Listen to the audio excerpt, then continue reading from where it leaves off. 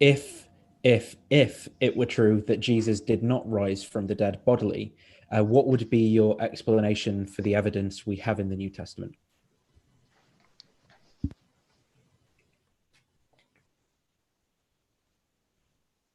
Well, that's unlikely.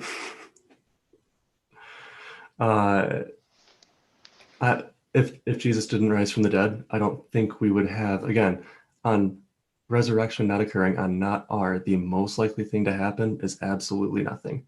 It turns out just like any of the other messianic claimants. Sure, and what's the, because you would obviously have to grant that all of the other explanations, including mine, have some like vanishingly small probability of being true, even if it's just astronomically low, given the evidence that we have, right? So I think the question is, which one of these astonishingly small probabilities is the highest? And the other question is it my hypothesis?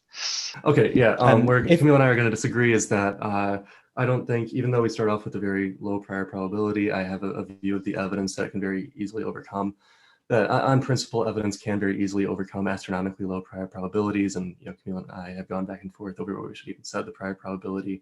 I don't grant that we're choosing between two astronomically unlikely hypotheses. I think that given the evidence, this hypothesis is quite likely. No, that's all right. Like, yeah, in your view, the probability space is almost entirely covered by the resurrection hypothesis, right? So if you imagine it as a pie chart, it would just be one color, basically. But even you would have to grant, I think, that there is a very small segment in the pie chart where all of the other alternative explanations are. It's just all of them combined account for a very small proportion of the probability space, given all of these amazing evidence, right?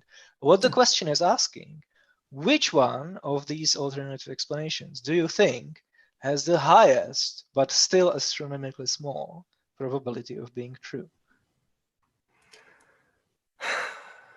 I think this is a very important question. I think you should think about it even for other religions, right? Like, what's the best explanation for Mormonism being true, assuming naturalism, for example?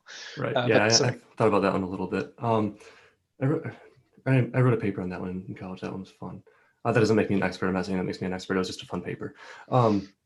I would probably have to go with some version of an imposter hypothesis. You get some, less than totally sane person who just wants to, be a goofball, or he has some sort of mental delusion, and it just so happens he looks so much like Jesus, he can pass himself off as Jesus, and somehow this happens.